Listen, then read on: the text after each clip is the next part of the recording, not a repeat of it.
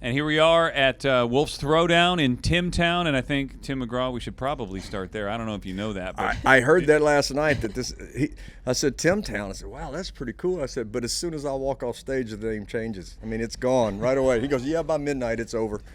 But we've had all day. We've had a full 24 hours, so. It's not the same as Taylortown, no. No, it's better. I think it's better. Well, I have to disagree. It's a little different than being Taylortown. Taylortown is like a universe. Timtown's okay for a little while, for like 6 hours. But we made stickers. I don't think there were Taylortown stickers, so. See, we're winning. Yeah, We're exactly. winning. Yeah. I think you're just being humble. Yeah. The mayor of this town, formerly known as Kent, Now Timtown, is here. And so there was a petition I can't wait involved to about meet it. him. And I'm also supposed to meet, because I understand some of the money from the show tonight goes to training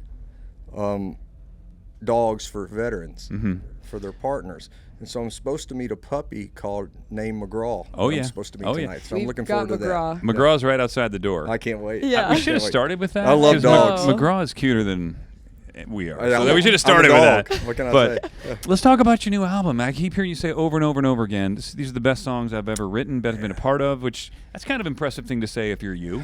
You know, it's true, but I feel like I always say that every time I have an album. Just blame wait. you. Yeah. The hype man. No, but I believed you when you said it. Yeah. No, I mean, I'm a song guy. I love songs, and I bet I still today I listen to 2 new songs. I listen to new songs every single day. I'm always listening to new music, trying to find something that's special, and I'm writing every day. And what usually happens is, you know, I don't know. I think some people think that I write everything, and then some people don't think I write anything. I write all the time for every album, and I've had a couple of hits with songs that I've written. In fact, on the new album, there's a song that I wrote with my guitar player and Lori McKenna that's on the new album. But what happens is I have these ideas of the kinds of themes that I want and the kinds of sounds that I want for a record. So I start writing songs according to those ideas. And then all of a sudden I start getting like Tom Douglas and Lori McKenna and the Warren Brothers, and Lance Miller, all of my favorite songwriters start sending me songs. And they don't know what I'm writing about. But then I'll get songs that are thematically similar to what I've been writing and the ideas that I had. And I'm like, well, shoot. That's what I was trying to write, and that's way better. So it knocks mine off the list. So mine gets knocked further and further and further down the list. Luckily, one of mine made it on this one.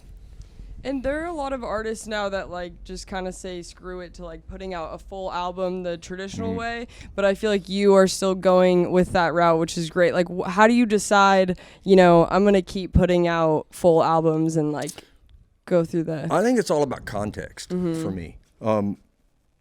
It's easy to probably put a single out here and there and just sort of coast along with that, but I think when you have a project and you have this sort of lyrical idea in your mind, this thematic idea in your mind, and also the sonic idea in your mind of what you want the record to sound like, I think it makes more sense when you have a single out, even if it's a big hit, like Stand Room Only, I think, can stand on its own. All those songs can stand on their own. When you put them in context with all the other music around them, then you understand what the music's really all about and what the process was and what the sound is and what you were going for. And when you have a new album, and obviously you've got a great crowd out there tonight, they're so excited. Are you excited to play the new stuff that you know they don't know, or do you still get excited to play some of the big hits that, you know, from the 90s? I mean, I always like playing the big hits, but nothing, the band and I, all of us, nothing's better than playing new music. I mean, we get excited every night playing, because there's always a good chance that we're going to screw it up. I think we know how that feels. Yeah. We did that because earlier. it's so fresh. But I think we're playing Stand Room Only, of course, tonight. And then we're playing 2 other new songs. We're playing Hey Whiskey, which is just really cool song. Thank really you. Great song. And then another song called Hold On To It we're playing tonight. So we're playing great. three things off the new album tonight. And I like that you are putting out an entire album because I feel like each one tells like a different story. If you could describe this album in one word, how would you describe it? Well, it's like a hyphenated word. Okay. Life affirming. That's great. I think this album is all about life affirmation, about being the best person you can be. Tell stories. It's very cinematic. That's probably the better word. Just say cinematic. I think from start to finish, the whole album has this cinematic quality where you can sort of create your own movie and paint your own picture with every song. What advice would you give to a younger artist on how to manage a band? Because you've had the dance hall doctors now for 32 years. 32 That's years. crazy. Well, 3 have been 32 years, and the rest have been 13 years. So we've been together for a long time. Was it like drama early on where it was egos get in the way? No. And now it's just easy? Or? I think I've been lucky about egos not being in the way. I think we've always had just really good guys in our band that understood our mission. And I've always felt like I've had a great band.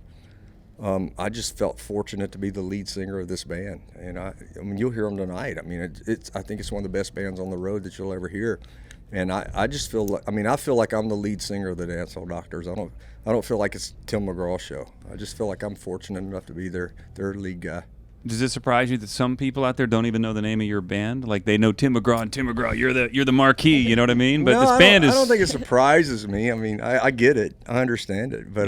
But I think Dance Hall Doctors is a pretty cool name. I do too. Yeah. It's alliteration. And it came from an old Conway Twitty song, Between Her Blue Eyes and Jeans. And tonight some dance hall doctor will break the chains and lock her. That's where the name came from. We just got him to sing. I know. Got Nice. goosebumps here a little bit. Well, you mentioned it earlier. A big part of what we do on the Wolf here in Seattle is giving back to our veterans. Mm-hmm. And we've been partnered up with Northwest Battle Buddies, and we do a service pets for vets, and we raise money every year. But yeah, because we were able to give, so we throw down, but we give back, right? So we were able, $1 from every ticket is going to Northwest Battle Buddies. That's fantastic. And I got to say, like, there's a lot of organizations in the country that do this, but they're the best. Absolutely. I'm proud to be a part of it. And veterans hold a huge place in my heart. I come from a family of veterans. And, both of my grandfathers were in World War II. My uncle was a Vietnam veteran. My sister is a Gulf War veteran. So, I mean, everybody in my family's been involved in service for a long, long time. Well, you mentioned it earlier. And but great friends, too, as well. Yeah. We did name the next service dog that goes out to a Washington veteran is going to be named after you because of the show tonight. We're just so grateful that you're here. I'm glad they named it McGraw instead of Tim. Because Tim's not very tough. McGraw's got a tougher sound to it. But Tim. I don't know if my you want to service name a dog, dog Tim. Yeah. But I don't know if McGraw looks very tough. Oh, because he's really? a cute little Too soft sweet? puppy. Yeah. You haven't too seen sweet. McGraw yet? He's kind of like me. Yeah. Too sweet. Well, can we bring? Let's bring our dog in here Let's and on camera, and Tim, get to meet his dog. I think of McGruff the crime dog. I remember back in. I remember that. Yeah. Or Quick Draw McGraw, the horse. Yeah, there you go. Yeah. All right, here he comes. Come on. So this is Shannon Walker too, by the way, who Oh, trains my all the gosh, dog, look at lead that. trainer, and started Northwest Battle Buddies. Sweet. Look at that. Oh yeah. Yeah, that's not a very tough looking dog. No. But it's sweet. Hey, McGraw. Gotta hold him. Oh, of course I'll hold him. He's 10 weeks old. He's an Australian Labradoodle. Hey, buddy. Oh, he just sat down right there. Yeah. Oh. He said, There are are- you my dad? They're already kissing. Yeah.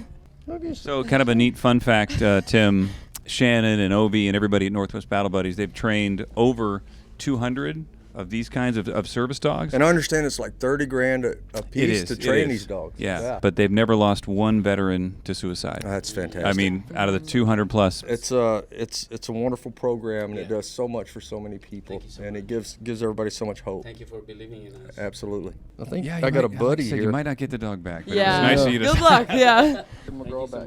Thank you very much. What's interesting, he was born pure white, and as he gets older, all of this color is going to come through. Yeah. Thank you so much. Thank you. A Labradoodle. So the other day you gave us like the best advice that you had ever received, and we From talked- Johnny Paycheck. Yeah, we talk about Hit it the ditch all hard. the time. Well, I was like, oh, that actually makes a lot It of makes sense. a lot of sense, Yeah. right? Yeah. I'm a huge Johnny Paycheck fan. And my driver for years, and I think his son is here at the show tonight, and I got to say hi to him. Lonnie Sweet was my bus driver for years. But he actually used to be the drummer for Johnny Paycheck. And so we were headed up to Ohio, and Johnny had fallen on hard times, and Lonnie asked, he said, could we give Johnny a ride on our bus up to Ohio? And at that time, I was still playing some clubs, but I was playing arenas on the weekend, but I kept all my club dates during the week because I always thought, Indian Outlaw was out, and I always thought, I'll have this novelty hit and then I'll have to go back and play all these clubs. So I don't want to piss off any of the club owners. So I want to keep all of my club shows in case I have to go back and play them all. So we were playing 7 nights a week, 6 nights a week, playing clubs during the week and then playing arenas in the weekend. So anyway, we were playing this club in Ohio, and it was packed to the gills. It was full on smooth. And Johnny was riding with us all the way up there. So we have this video of Johnny, and he and I are sitting there playing songs together and playing guitar and singing. And I'd asked him, I said, if you have any advice, you've been in this business for a long time, you've gone through a lot of ups and downs. Do you have any advice for a new artist coming out? And he just looked at me and he stared right at me. He said, son, always go hard and fast enough. So when you hit the ditch, you can come out the other side. And I thought that, and at that time in my career, it made perfect sense. Yeah. So when people ask you that, do you tell them that now? Like, that's your advice? It almost seems like bad advice to be like, you better make sure you're going 100% right now. It was good advice to me at the time, but it's bad advice do you overall. know what I mean? Yeah. I like it. But my advice usually is just take control of what you do. I mean, know your mind, know what you want to do, know the music you want to make, and don't think anybody else has the answers, because they don't. Yeah. So you mentioned you don't sleep great in hotels. Yeah, I don't, unless my wife's with me, but by myself and not at all. Oh, Yeah, that was really nice. So where do you sleep the best? You obviously have but which one? Well, we only have one home now. We sold our farm, we sold our place in the Bahamas. Now our kids are all over the place, so we only have our main home in Nashville now, and it's hard to get us out of there if I'm not working. I bet. Yeah. And so where do you write? Do you have like a spot? I write at home, and usually right in the living room because it sounds good. It's got a big high roof. So. Pad and paper? Yeah. No, I don't. I just record. Because if I try to write something down, I can't read it. What is this? It makes no sense to me. Yeah. So you just record words into your phone and it's whatever? usually a bunch of nonsense, and then you go back and try to put it all together. Usually I call the warm boys in and try to make sense of it. Figure this out. Yeah. Make a song out of this. Go make a song out of this. I was thinking about it. And what is your belt buckle? I don't know what. I've had this for probably 15 years. I've been wearing this thing. And I think I got it at a photo shoot years ago, and I just liked it. So I just hung on to it, and that's what I've always worn. Yeah. Well, we won't take up too much of your time, but thank you so much for being here tonight. We're excited to see you throw down. Thank you. We're going to try. We'll give it all we got. Anyway. I think, you got a crowd out there, like 5,000 people, which obviously you play for 50. Yeah. Do you have a little more? I mean, is it a little, like, how do you do a little differently when it's a smaller? For you, this is smaller. I probably don't do it much differently at all. I mean, it's more intimidating with a smaller crowd for some reason, just because it's more intimate. Yeah, you can see everybody. Yeah. So it's not like you're yelling to the back rafters. For sure. I mean? Yeah. Thank you. Thank you, Tim McGraw. Good to see y'all.